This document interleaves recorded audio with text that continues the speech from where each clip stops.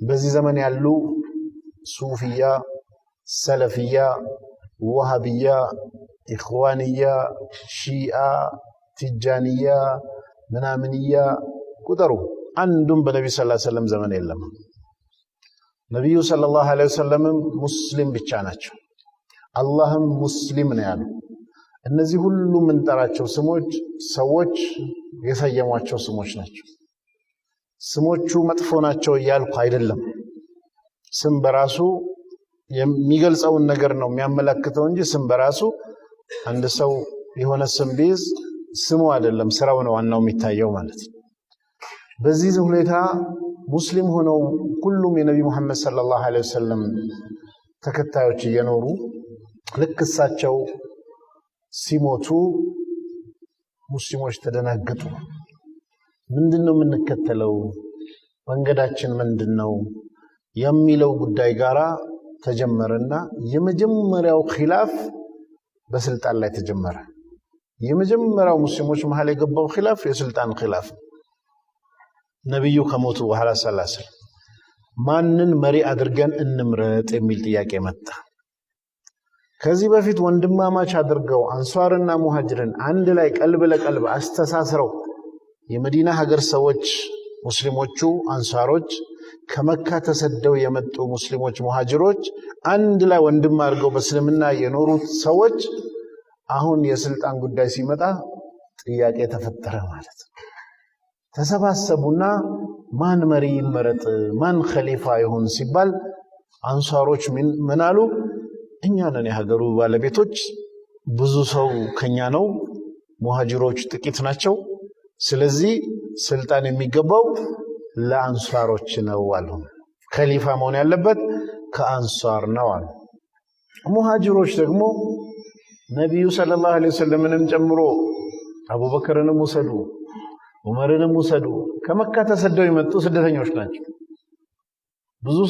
ቁጥራቸው እንደ አንሳሮች ባይበዛም ስደተኞች አሉ ስለዚህ ከነሱ ነው አሉ ሚና አሚሩን ወሚንኩም አሚር የሚል ደሞ መጣ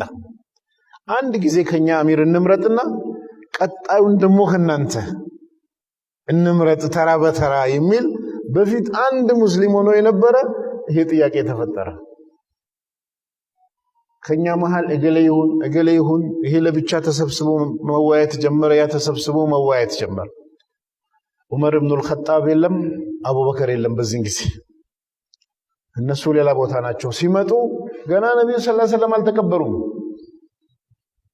ማን ነው ኸሊፋ ሆኖ መርቶ የሚያስከብረው ከዛ አቡበከርና ዑመር መጡ ሲመጡ ሙስሊሞች ቡድን ፈጥረው ከኛ ይሁን እንሸካሸካሉ ምንድነው ጉዳዩ አለ እንደዚህ ነው ዑመር ወዲያው ብድግ አደረገና የአቡበከርን እጅ መሪያችን ይሄ ነው አለ ከዛ ሁሉም ሲያዩ አቡበከር ከባድ ነው ማን ነው ደፍሮ አቡበከር ሳይሆን እኔ ነኝ የሚል አለ እንደውም ነብዩ ሰለላሁ ዐለይሂ ወሰለም በህይወት እያሉ አላህም ሳኒያ ስነይን ብሎ ቁርአን ላይ ኢዝሁማ ፊል ጋር ብሎ የጠቀሰው ማን ነው አቡበከር ነው ምንድነው ሁለተኛ ሆናችሁ ዋሻ ውስጥ በገባችሁ ጊዜ የሆነውን አስታውስ ምናምን ነው አንደኛው ከሌለ ሁለተኛው ነው እንግዲህ የሚሆነው ነው አንደኛው ነብይ ናቸው ሞቷል ስለዚህ ሁለተኛው ነው የሚሆነው ነው ዑመር ምንም ጥያቄ የለውም ጭቅጭቅ አላነሳም መሪያችን እሱ ነው አለ ከዛ ሁሉም በቡድን የከተማ ሰዎች የመዲና ነዋሪ ተሰዶ የመጣ የሚባለው ነገር ብንናልና በቃ እውነትም አቡበከር ነው ብሎ ሁሉም ሰው ምርጫ ተደረገ ማለት ነው በዚህ መልኩ የአቡበከር ኸሊፋነት ጸደቀ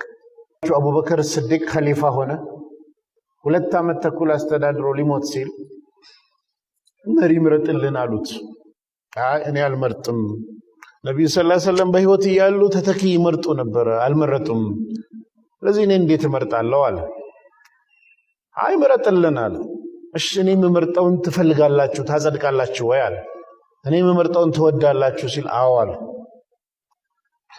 ዑመርን እሱ ነው የሚሆናችሁ ብሎ ዑመርን ማን መረጠ አቡበከር መረጠ ህዝቡም ዑመርን ተቀብሎ ሁለተኛው ኸሊፋ ማን ሆነ ዑመር ሆነ። ዑመርም ሱቢ ሰላት እያሰገደ እያለ በጀርባ በጩቤ ተወጋ።